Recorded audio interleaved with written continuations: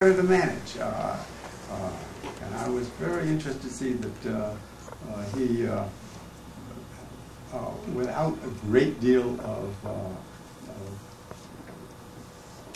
management, people were honoring their debts and were paying them back, and were utilizing this money. So I would love to see a major UN-supported effort to do that. I emphasize the UN a great deal because I think that at the moment in Iraq we're a lot of the problem, and therefore if we can just in any ways step back and get somebody else out front, it will make it easier for the Iraqis to cooperate and to work with that group.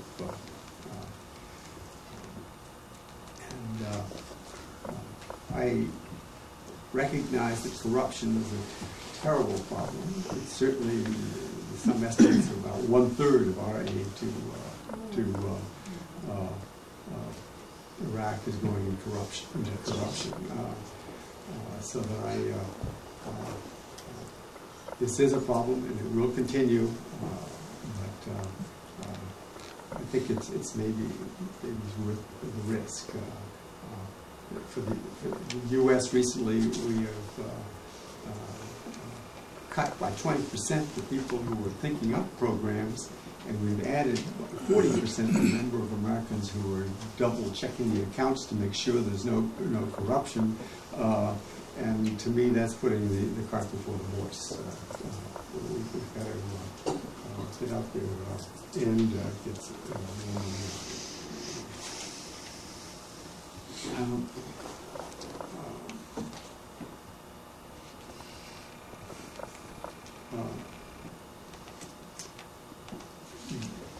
now comes to, in my mind, what position should we take on the surge, or what is called the escalation? I have two minds on that. I'm afraid that it's too little and too late, but that is a totally defeatist position in that we're now. We can't move back and starting earlier. So that if that would buy us some time to try to organize more regional cooperation, I think we should seriously look at the surge. But that has to be accompanied, in my mind, the surge with a very clear statement from the United States, which so far we have failed to do, that we have no intentions of having permanent bases in Iraq or remaining in Iraq in a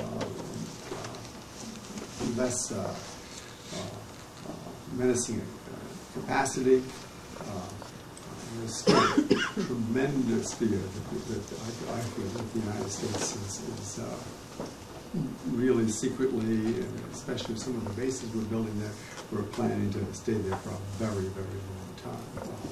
And until that is passed or responded to, I feel it very difficult to see the world and region helping us a great deal in Iraq.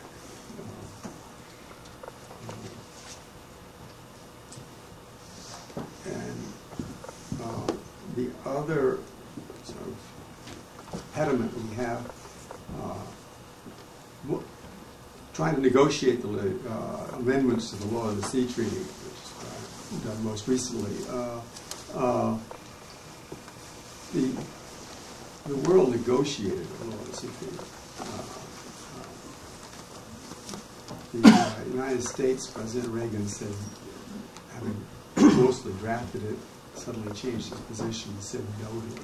The rest of the world tried to move ahead on that. Couldn't do it. We are too big and too strong not to be involved. If we won't go along, the rest of the world can't do it. That aggravates people a great deal. And there's a tremendous temptation just wherever they can see the possibility to trip us up. Let's do it because we deserve it. I think the United States has to do a great deal to try to. They can't resolve it. We are, by all odds, the strongest.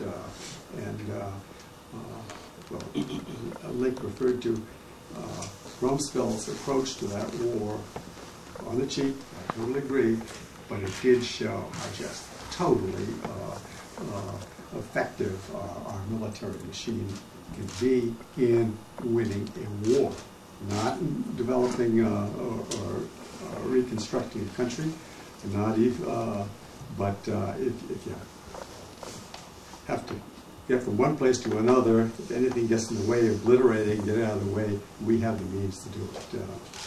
And that too scares people. That plays into my belief that we have to be very clear to convince the world that we have no intentions of remaining in Iraq or even keeping military bases there.